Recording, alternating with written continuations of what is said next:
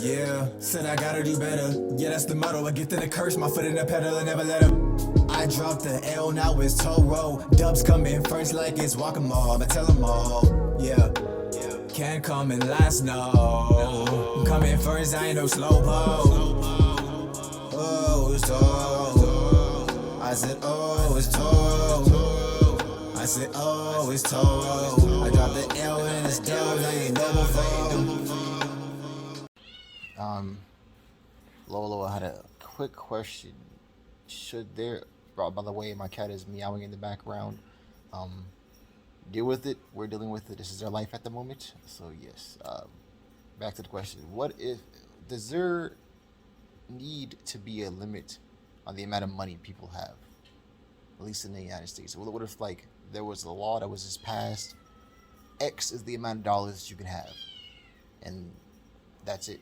After that, you get a cutoff. What do you think? Do you think that's valid? Something that should happen? I feel like that's valid. Let's say like every dollar after that goes to like infrastructure or like a good cause like the homeless or trying to find cures, accessible cures for like things like cancer and fucking dementia and Alzheimer's. You know what I mean? Like I feel like you brought up a good point before we started this recording. You brought up a good point that the money isn't inherently bad or good, but that it is the opportunity to be good, right? That like someone with more than that maximum has the ability. Anyways, and so they have the possibility to max out the good that they can do by not having a cap on how much money they make. What I'm thinking is I feel like there should be like a cap, and then the rest of that money, like they can still get money coming in, but that has to go out because it's just like, and this may be not a permanent view of mine, but I feel like the money in the world is just really stagnant. It's abundant, but it's just still. It's not flowing. It's not moving. It's just really still. I like that. You see, that's why I was thinking about the question of should there be a cap? And I think that cap, let's say it's like, I said 4 trillion. He thought that was too little. He was like, no, I want more than 4 trillion.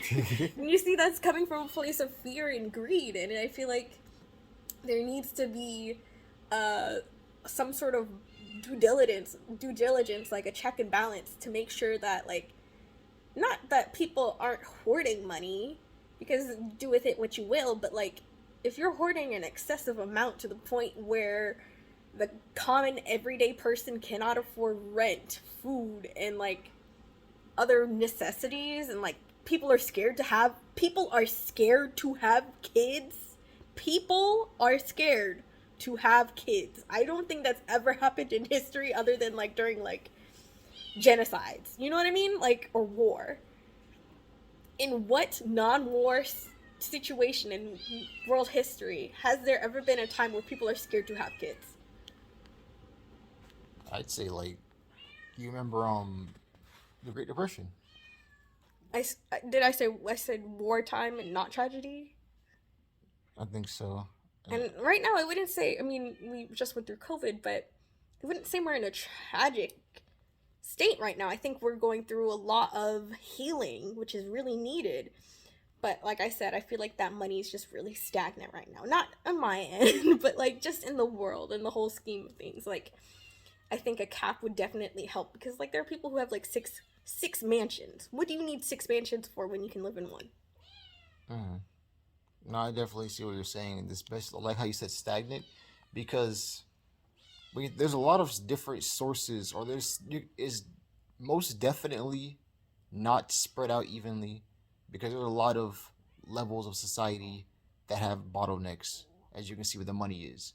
Like, that's why you have the super rich, and those super rich usually control a lot of the functions of life that we need to survive.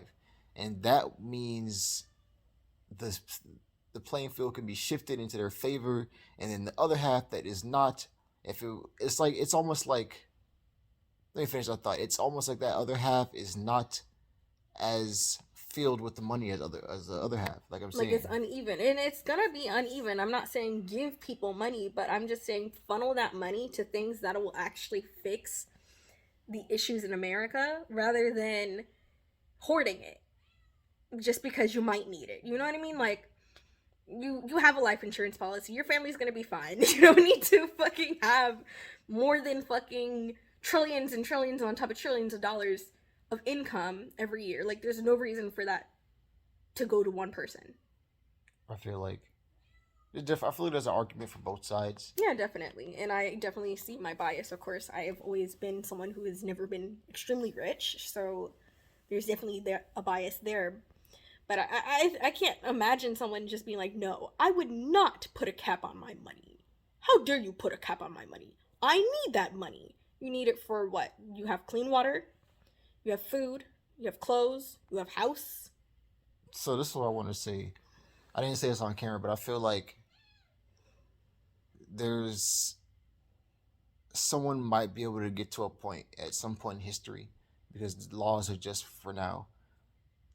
Let's say we made it so easy, it got to a point where everybody can just get as much money as possible, like, and everybody was like trillionaires, but everybody just gets cut off at that point. What happens after that? Like, everyone's trillionaires? Yes, like it's very normal to be a trillionaire. What happens at that point? Well, interesting, because That's a good point. So does the money just? I think the value just is gonna shift.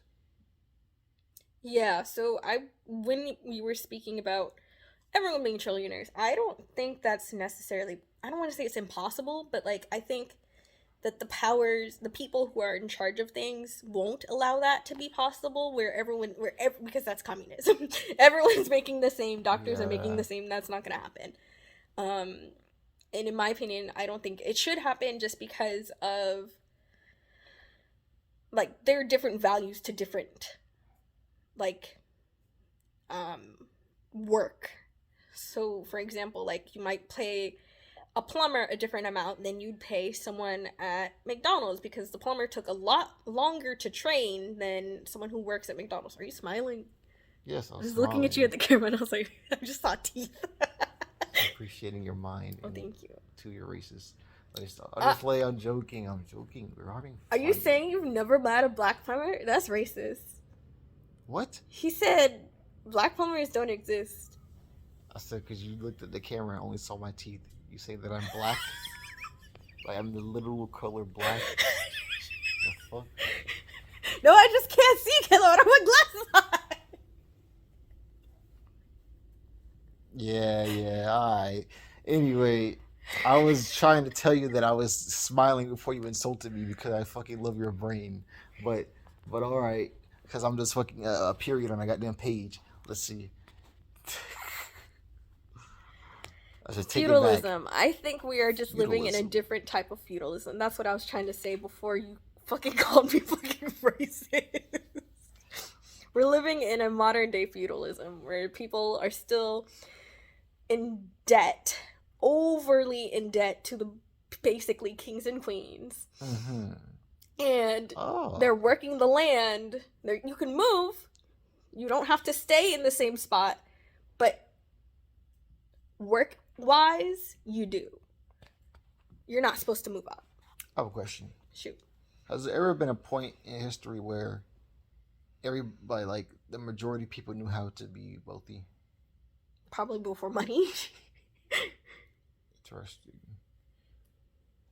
So you think that before, when it was just trading, you think it was different? I think that there were a lot of things that we don't know about necessarily. I'm not saying science or history, but just the two of us don't know about that may have occurred that have hindered people's trust. And I think money was to use like the IOU, like an exchange. Like, does that make sense? Mm. And so I think there was just maybe some wars or something. Maybe there was maybe a climax of events or one big event that caused people to not trust each other anymore, and money was the solution of that trust. Because if you think about Oh it, my people were using god. gold before. People would trade salt. Salt was fucking expensive as fuck. Like, not even that long ago, like in the 60s. I'm not 60s, but you know what I mean. Salt used to cost a lot. It used to be a fucking commodity. People would trade it as if it was money. They'd be like, "Oh, you I can't think of something. You You worked a have full day. Here's 5 pounds of salt. I don't know. You know what I mean?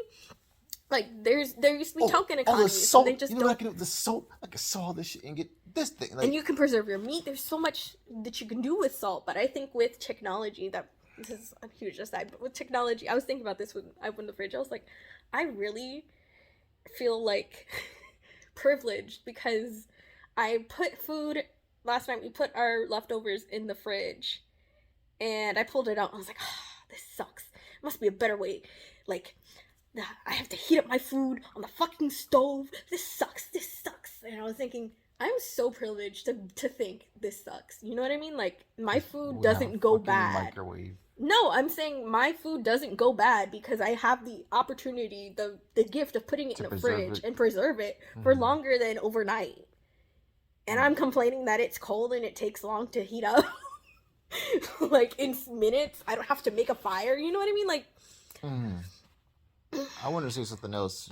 Like, with my job being in sales, I do think that things were a lot more, like, a lot different back in the day when there wasn't a currency, when there was just more bartering and everything like that, because it was more intimate, uh obtaining items, physical items, material items or was, even like favors, people doing things for you. yeah, it was like, because you had to like talk to somebody like face to face and be like, yo, all right, 5 goats for that cow over there, or like horse over there.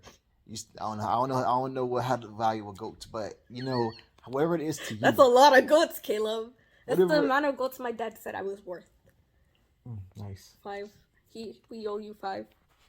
I got 5 on it. Dang. 5 on the way.